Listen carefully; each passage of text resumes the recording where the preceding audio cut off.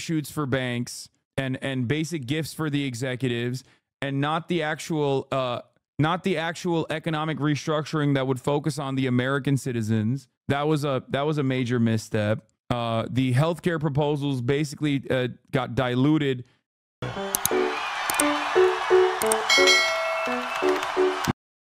No way. Okay. I can't say it, but anyway, sorry. I got to keep it a secret. Waltz is polling better than Kamala. Michigan net favorables. Waltz at 14%. Harris at +2. Yeah, that's not surprising. I already told you this. Waltz is incredible. The one thing that I will credit Kamala Harris for is the fact that, like, I think she just wants to win and doesn't give a shit if her VP outshines her. Like, she's very calculated. She is she's calculated. She's also personally like very persuadable. But one should remember the reason why Waltz is kind of carrying the ticket currently is because he is unapologetically progressive and very good at communicating his progressive policies and very good at attacking the Republican narrative around the policies from a point that, like, Americans deeply understand, fundamentally agree with. Freedom. Socialism is neighborliness. One man's socialism is another man's neighborliness. Murat! Bro, this dude is using, like, industrial tools in the house with the door open. I can hear everything. Oh my God. I'm sure misogyny and racism is playing a role in here. No. I mean, it's impossible for it not to be. I'm sure it plays like not a significant role, though. I think Kamala Harris is significantly better than Hillary Clinton because she doesn't have the oppo on Hillary. But I think there's always going to be misogyny and racism. It's America. But I do think that a big part of like Waltz's popularity skyrocketing and his approval ratings like going up is a consequence of the way he communicates. He's very charismatic in a way that is like lovable. He's very charismatic in a way that is appealing to the Midwest, especially. Waltz is also new, so there's a novelty to him as well. It's a lot harder to attack Waltz repping these policies. A black woman arguing for progressive policies plays directly into the right's racist arguments against social programs. Stop! When Kamala Harris says, we are not going back, you can't do this. This is scared. This is old school Democratic Party politics. Shut the f up. You're doing it right now. Okay? No, dude. No, I'm sorry. I do not care. You literally have to stop. You have to cut this bad instinct out. Okay? You have to rip it from your soul. Okay? Leave that behind. I hate this so much. This is exactly what Hillary Clinton did.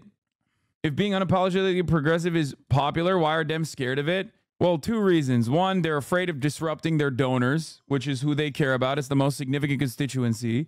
And two, they just genuinely think it's unpopular because they're not progressive. They're not genuinely progressive. So they're afraid. They're actually legitimately scared that, like, if they say progressive things and run on unapologetic progressive policies, that they're going to have to defend those unapologetically progressive policies. And they don't know how to do it because they're actually afraid of progressive policies. They literally think personally that those policies are unpopular. They've deluded themselves into thinking that. That's why Trump is, I think, part coping and part being real when he says, like, oh, I can't believe they picked walls. I can't believe they picked walls. What a misstep. Okay? When Trump said, oh, that was so stupid that they picked Walz, who is like a radical progressive and similar to Bernie Sanders, I think he was being real. He literally thinks that, like, that kind of politics is scary to the average American. That kind of politics is not scary to the average American. It's deeply popular. That's why so many people will vote for a lifeless, faceless ballot measure that is unapologetically progressivist, but then won't vote for the Democrats. Okay? Last time the Democrats had real momentum is when a black man, for the first time ever in either major party, was running on an unapologetically progressive platform. Sure, he was also once in a lifetime charismatic, a phenomenal orator. Okay? But he literally ran on a progressive platform. People forget that he didn't deliver anything. I know, but we're talking about winning an election. We're not talking about like actually delivering that. Waltz has delivered a progressive platform, so he has to defend it.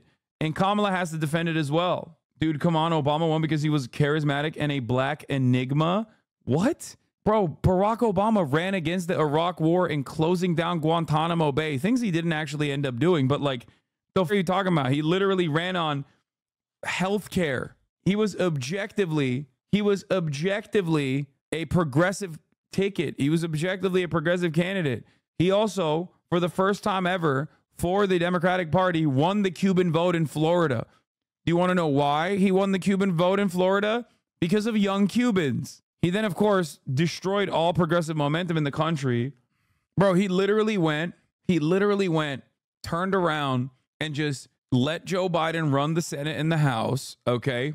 Joe Biden is obviously very right-wing. He completely dropped all, one of the worst things Obama ever did was he had a grassroots group, okay? He had a grassroots group called Obama for America, okay? I think I'm saying, if I'm not misremembering the name, this group was ready to take Obama's message from the bully pulpit and push for the actual like progressive policy agenda that he was going to run on, okay? It was a massive organizing group, Obama for America, okay? Obama took that group and immediately put it under the DNC, and the DNC shut it down. That was one of the first things he did, okay? One of the first things he did was take these like millions of Americans all around the country that were ready to go. When Obama said jump, they were going to say how high. When Obama said he is organizing for America, not Obama for America, sorry. I think it was this. 13 million email addresses from the Obama campaign. 13 million. It was a community organizing project of the Democratic. No, it wasn't initially the Democratic National Committee. I think it was Obama for America, and then it turned into Organizing for America, who then, it later became the grassroots arm of the Obama for America. Thing is, after the first run, he literally put it under the DNC. It was not originally under the DNC. Okay. The goal for this movement was supposed to see organizations' activities originally centered around political activism in favor of Obama's early legislative goals, including the 2009 stimulus package, Democratic Party's plans to reform the healthcare system. Another stated goal of OFA was to alleviate perceived political apathy and increase support for the Democratic Party. Okay. Organization for America then was turned into a nonprofit group funded in part by corporate money to mobilize support behind the president's agenda. He took a genuine grassroots organization and brought it under the DNC, and then they never utilized it to apply pressure in specific Democratic and key Republican areas to ensure that there was genuine on-the-ground support for the policies, public option being one of them, right? Public option was a key proposal in completely reconstructing the American healthcare system. They said it was turned into later, not before. No, they literally took this. Eventually, the organization played a role in the midterm elections of 2010. Later, it became the grassroots arm of Obama for America after Obama's second inauguration. I think this is wrong. I think this is literally this is incorrect. The history of this is incorrect. I'll say it because I remember reading about it in Ryan Grimm's book. I think it was in Ryan Grimm's book, We Got People. Like, I think there's issues with this. Anyway, read the orange box. This article has multiple issues. Please help improve it or discuss these issues on the talk page. Except for some work on healthcare reform, the Obama administration did not make extensive use of OFA. This choice was criticized by some veterans of the 2008 campaign who believe that Obama has erred by being too ready to compromise with conservatives instead of mobilizing the OFA volunteer base. This part is correct. So basically they rarely ever utilized the OFA momentum that they had.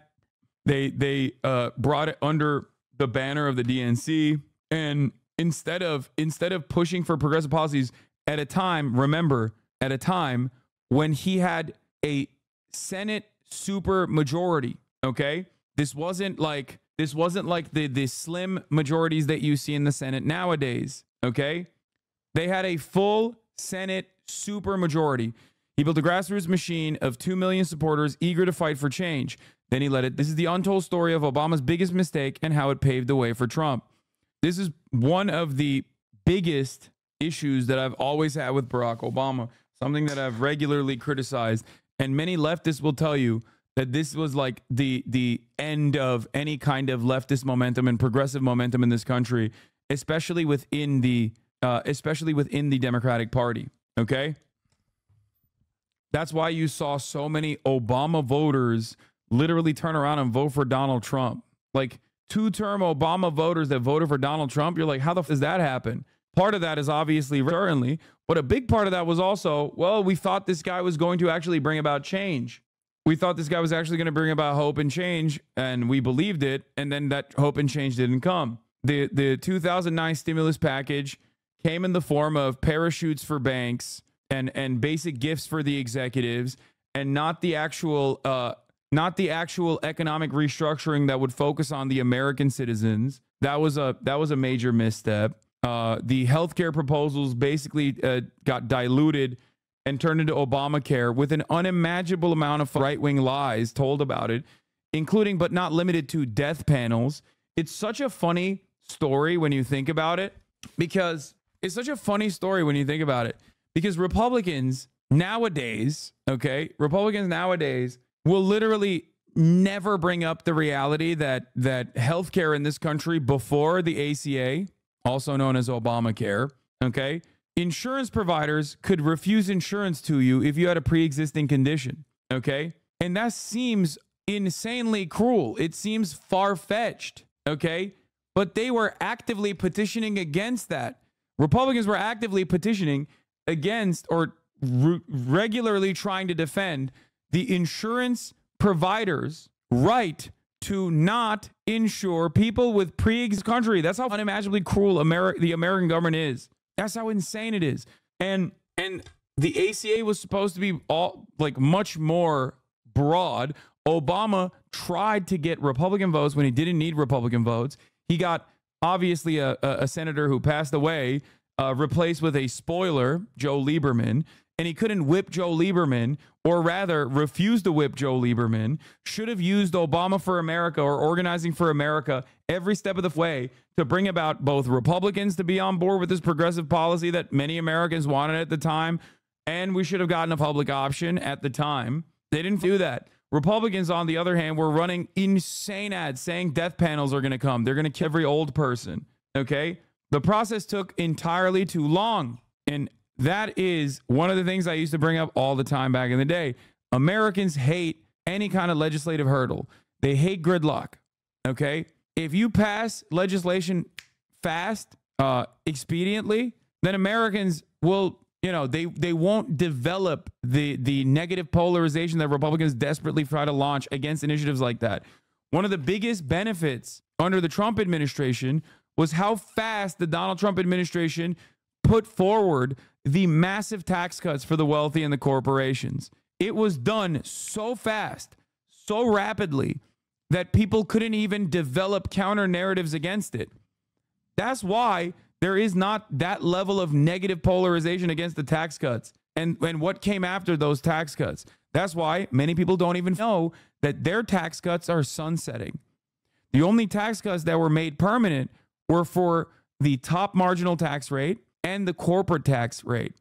Those are the only tax cuts that were permanent in the Trump tax cuts. All the tax cuts that the working class got increased over the course of the past couple of years. The fact that that was not placed prominently, which, by the way, you can find my commentary on the matter. I did a ton of videos about it at the time and how damaging and devastating these Trump tax cuts would be. All of the things that I complained about became true, but Americans didn't recognize it. Mainstream media dropped the ball. Democrats didn't counter narrative against it, counter message against it, and they got that successfully passed. The Paul Ryan tax plan doubled the standard deduction amount, which screwed most lower middle class households. Anyway, so remember that. How the f did we get to Obama, though? Oh, we were talking about bold, unapologetic progress, bold, unapologetic progressive momentum. Americans are significantly more progressive, especially on economic issues, than you think. Okay? Why we should push on Democrats? Why we should push on Democrats on the left with Obama as an example. Here. Democrats were seeking to hold on to the White House after 4 years in. He's going to talk about the Dreamers. The Dreamers would routinely disrupt Obama protests, like immigrants would routinely disrupt Obama's protests to try to get him to come to terms with policy that would end up offering them a legal pathway to citizenship. Power was 2012. Then President Barack Obama was running against the Republican candidate, Mitt Romney. Romney was not the most conservative candidate in the Republican Party, even back then. In his speeches, not protests, sorry. Immigrants would protest the speeches. Another person who actually pushed Obama to drop an incredibly bad policy position that was inherently right-wing in his re-election campaign was Bernie Sanders. I don't know if he'll talk about that, but Bernie Sanders threatened to run against Barack Obama. Okay? Mitt Romney was actually okay. No, he wasn't, dude. What are you talking about? Mitt Romney was not actually okay. What the I grew up in Canada but moved to America. I don't understand why people think American healthcare is better. How do you say that and then you say Mitt Romney was actually okay? Don't be duped by the liberal media whitewashing Mitt Romney's record. Okay? Mitt Romney was never okay. It's maybe the only time that he was okay was when he was the governor of Massachusetts and implemented Obamacare. Back then it was called Romney Care. But beyond that, he was never okay. Okay? He was a right-wing freak. I hate when liberals fantasize about like former Republican admin officials, former Republican like presidential candidates and whatnot, as though they were actually good. No, they are just the very same thieves that this current Republican admin is. Okay? But he had staked out an aggressively hardline position on the issue of immigration, running on a platform of self-deportation, making life so hard for immigrants in this country that they would have no choice but to leave. And given that, it probably surprised a lot of people that young, undocumented immigrants had chosen to spend their time and energy protesting President Obama. They held mass demonstrations outside the White House, where many of them were arrested. They showed up at his campaign offices in California with signs like this one that reads, "Obama, stop deporting dreamers." They even held a hunger strike sit-in at Obama's campaign offices in the then swing state of Colorado. At issue were protections for so-called dreamers, people who were brought to this country without legal authorization as... I forgot to mention, so Obama was also gearing towards cutting Social Security. And Bernie Sanders said he's going to run for president. And I think he might have even ran for president if I'm not remembering, if I'm not misremembering, sorry. And Bernie Sanders was part of the reason why, no, he didn't, lol. No, Bernie Sanders said he was going to run for president.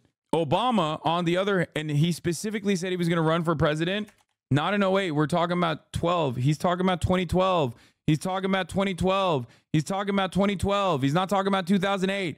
Barack Obama literally was doing the grand bargain and wanted to cut Social Security with the Republicans. It actually fell apart because the Republican Tea Party caucus said that, no, we're not going to actually give you this because we're obstructionists thoroughly. It was literally an identical equation to the Joe Biden immigration bill. I've brought this up quite a bit. Joe Biden running on a right-wing immigration bill and trying to pass a right-wing immigration bill in the lead up to an election, and only having that right-wing immigration bill fall apart due to Republicans refusing to vote on it actually saved this country from having even more right-wing attitudes on immigration. Democrats' previous president, maybe their next one, have a particularly fraught relationship. This is from Edward Isaac Dover, who absolutely despises Bernie Sanders, by the way, and is a massive establishment writer. For those of you who don't know the background, at least. Here's the article. Damn, I broke through that paywall so good. Sanders didn't endorse or campaign Obama in 2008. Sanders' aides have long dismissed the idea that the senator was serious about a primary challenge in Obama's re-election. He was asked a serious question on a progressive radio show. Weaver was referring to an interview Sanders gave on Tom Hartman's radio show in July 2011.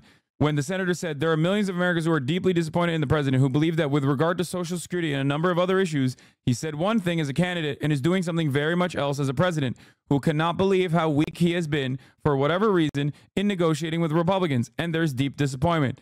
He continued, it would be a good idea if President Obama faced some primary opposition. This is straight up a take coming due to Barack Obama. This is coming from a guy who does not like Bernie Sanders, by the way. This article is supposed to present Bernie as like maybe subtly, okay? That's the goal of this article. But if you have your priorities straight, you understand that this is quite literally the right thing to do at the time, applying pressure on the incumbent president to do the right thing. This was not the only time Sanders raised the idea publicly. Appearing on C-SPAN a few weeks later, he expanded on the other point. They want the president to stand up for middle class, for the working class of this country, and they want him to take on big money interests in the way that he has not done up to this point. He'd been talking up a primary challenge since at least that spring, when he said in a radio interview with WNYC that he was already being asked whether he'd run against Obama, and although he insisted that he wasn't going to, in a democracy, it's not a bad idea to have different voices out there. Criticism from Obama was not unusual at the time. Left-leaning activists pushed the president on issues such as foreclosure relief, judicial nominations, and drone strikes.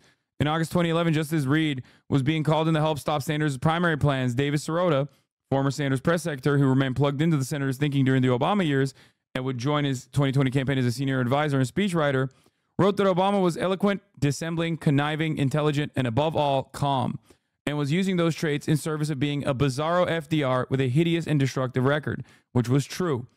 Anyway, now the reason why I'm bringing up the Obama is because, what's his face? Is it Ari Melber? No, what's his? Sure. Ali Velshi is talking about Barack Obama and how he responded to the pressure. But the other reason why I'm talking about it is because Barack Obama also ran on a progressive campaign in 2008. This is from 2012. But like, you have to understand, that was the last time Democrats had massive momentum, massive juice. Okay. And for some weird reason, they have just been so scared of winning ever since. It feels like the current Democratic ticket is a little bit different in responding to public pressure, not only on swapping out Biden from the ticket, but also responding to public pressure by putting forward Tim Walz, a genuinely positive, genuinely progressive candidate as a VP pick, a candidate that has the capacity to outshine the president, as a matter of fact, which is something that most presidents would stay away from. They would not want their VP to be a more popular figure. That's why Hillary Clinton went with Tim Kaine in the membrane. That's why Donald Trump went with Mike Pence. He didn't go with any other candidate. He went with Mike Pence. That's why he went with J.D. Vance this time around.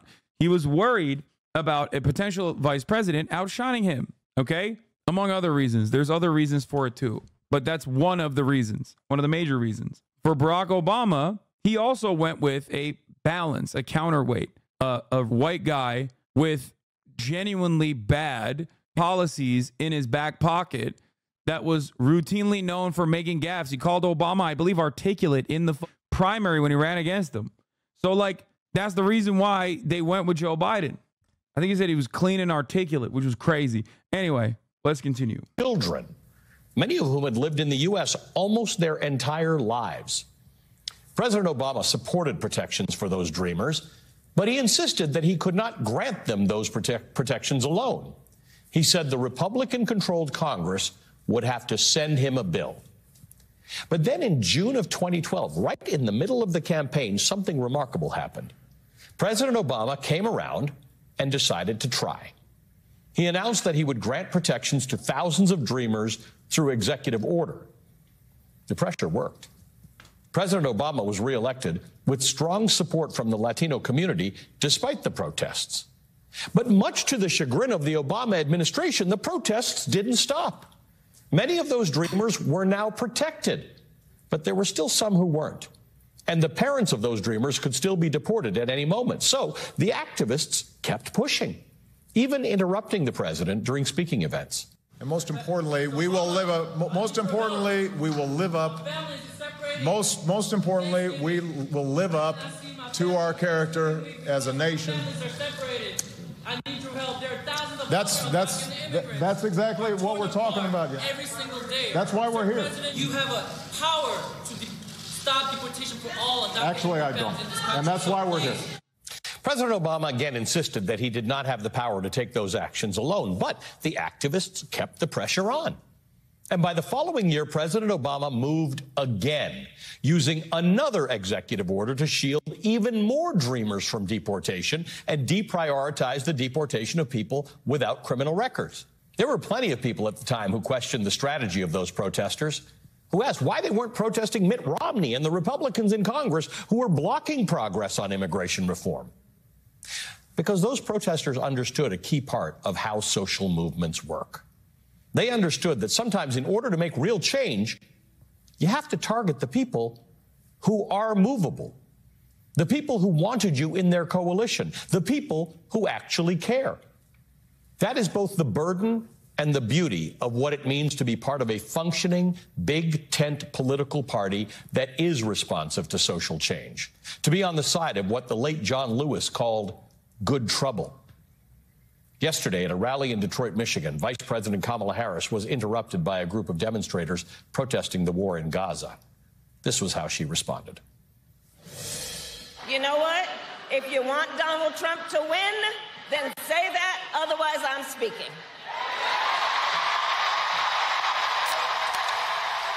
It's a snappy line. Makes for a good soundbite. It's undeniably true that she will be a better president for their cause than... Hey, Chair, what's your opinion on this? I don't know if you noticed, but like I spoke approximately for 35 minutes prior to this video, knowing full well what the details of this video were going to look like, which is precisely why I already front-loaded my commentary so you can have an uninterrupted experience watching the rest of the video for like a brief moment, okay? And Donald Trump. But as those immigration protesters proved back in the Obama administration, these issues are more complicated than we're better for you than the other guys. Kamala Harris has already proven that she is the kind of thoughtful leader who listens on these issues, that she understands the nuance of this particular issue, even while some continue to insist that neither nuance nor context matter in this story. And her campaign presents a real opportunity to reset the relationship with the varied communities expressing dissatisfaction over this war and America's role in it. Can the Harris campaign use this as an opportunity to listen? And can those protesters use this as an opportunity to be heard? I'll talk to the New York Times' Michelle Goldberg about that after the break. 3 months ago, before President Biden dropped out of the race, journalist Mehdi Hasan asked the Congresswoman Alexandria Ocasio-Cortez what she would say to Americans who felt like they could not vote for Joe Biden because of his handling of the war in Gaza. You know, for an individual Palestinian American that has had their family, there is nothing. I mean, I am not here to lecture anyone. I have a vested interest in protecting democracy, not just here domestically, but globally. And it isn't, I truly do not believe this as a lesser of two evils type of situation. I think about what conditions do I want to be organizing under in the next 4 years. What conditions do I want to be organizing under for the next 4 years? Which of the candidates on the ballot would you prefer to organize and protest under? Who will sit, listen, and be moved by the voices of dissent, and who will try to silence them? These are the questions that will be important, both for voters and for the Harris campaign, as it continues to face Americans who are speaking out loudly against the ongoing war in Gaza. Joining me now is Michelle Goldberg, opinion columnist for the New York Times. Michelle, thank you for joining me. You have understood and really tried to parse the nuance in this difficult conversation since October 7th, including how it sort of played out on college campuses. And it seems to me that Kamala Harris has a moment and an opportunity here to bring that nuance into the conversation. Prior to what she said yesterday at that rally, she actually met with leaders of the uncommitted movement, the group of people who had organized going out in the primary and saying, we're voting, we're showing up, but we're telling you about our dissatisfaction. Tell me what you think is going on here.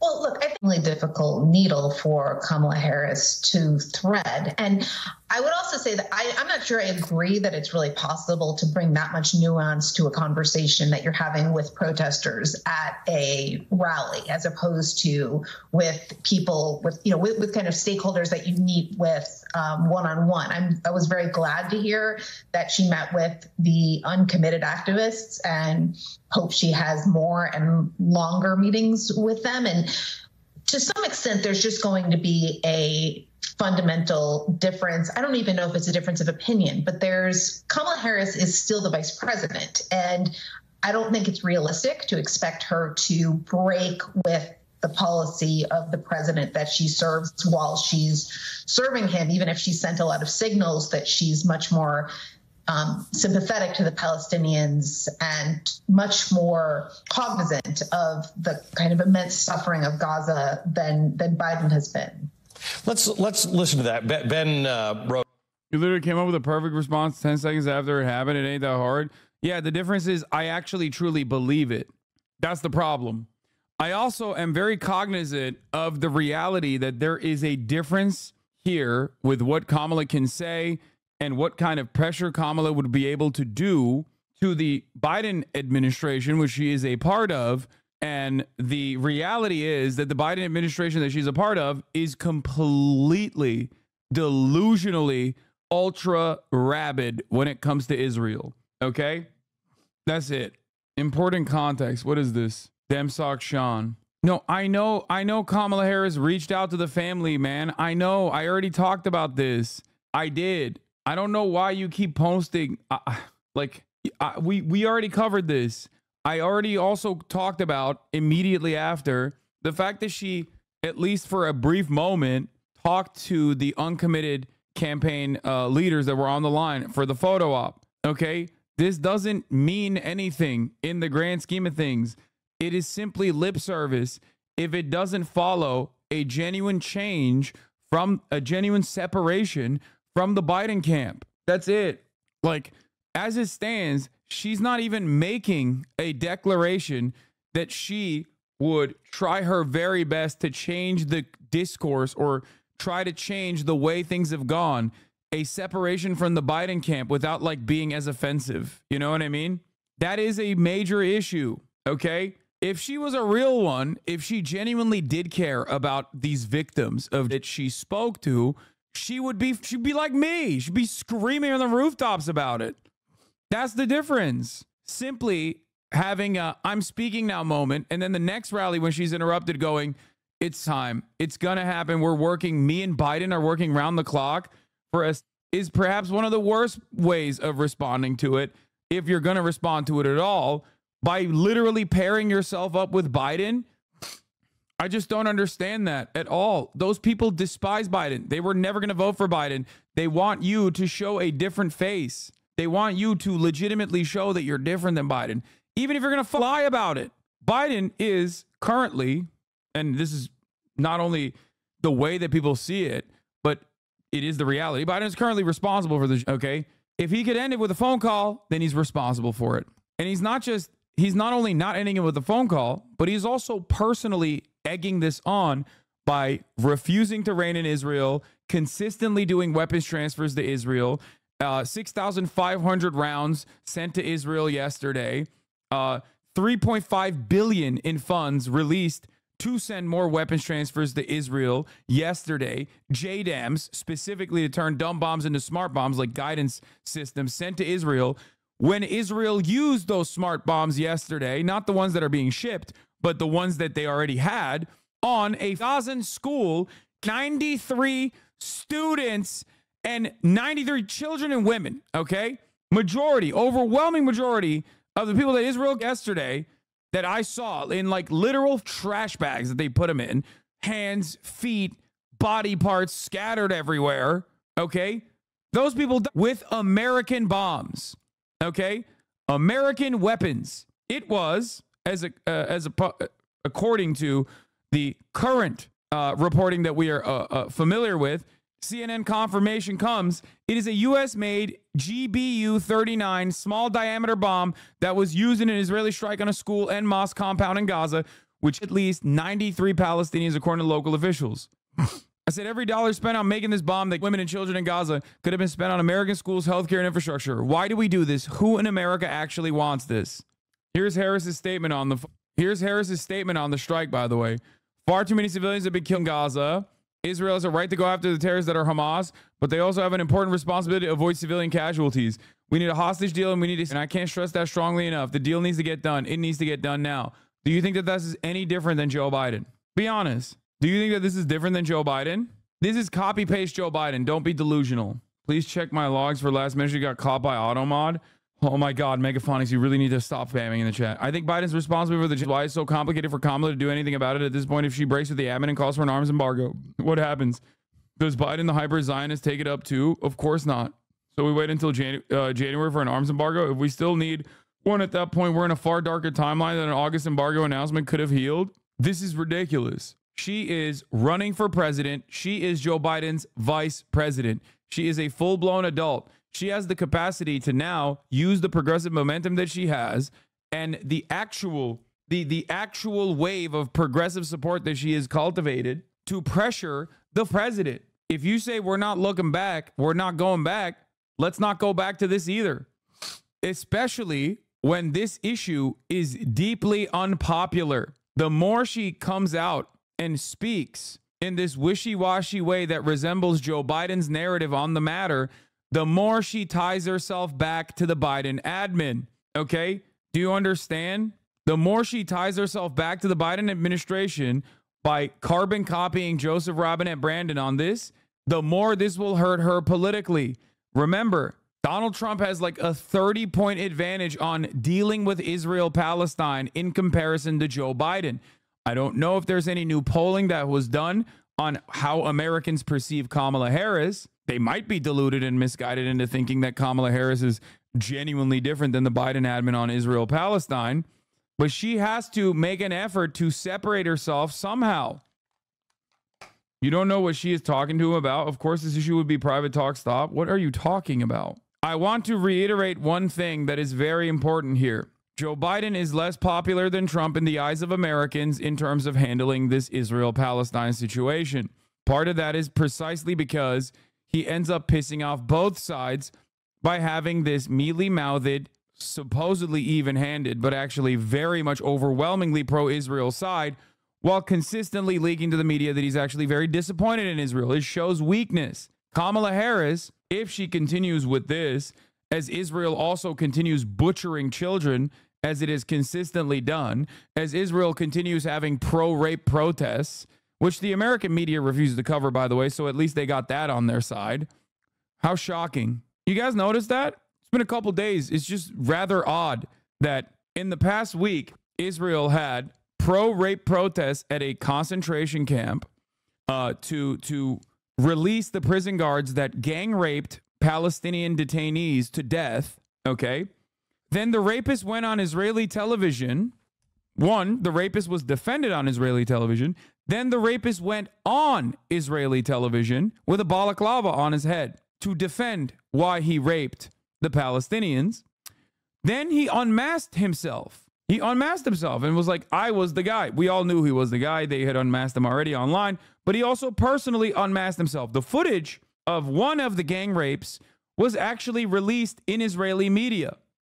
It sounds insane when I describe it, but it's wild because it's true. Do you think she's afraid if she breaks from Biden and calls for an arms embargo, it'll signal to Netanyahu that he needs to make Trump win at any cost? Yeah, great. Donald Trump is flailing. That's what I'm saying. Kamala Harris could be disruptive in this moment. And that disruption, utilizing the current massive amount of attention that she's garnering, could literally lead the extra pressure that the Biden administration needs to not up the bag, to not disrupt the Democratic Party so dramatically that it causes them to lose the election. That is when Benjamin Netanyahu gets the phone call. That is when Benjamin Netanyahu gets the arms embargo now if you don't get to the table and say yes to everything that we have put forward thus far. That's my calculation on this. It pains me to talk about this from the framework of like electability in a country that is genuinely hostile, I would say, to foreign policy discussions in general, genuinely hostile to any kind of person, let alone, brown children, holy sh. But yeah, There's obviously the morality, and then there is the electability. This issue is deeply popular. This issue is deeply popular, is incredibly popular. Okay?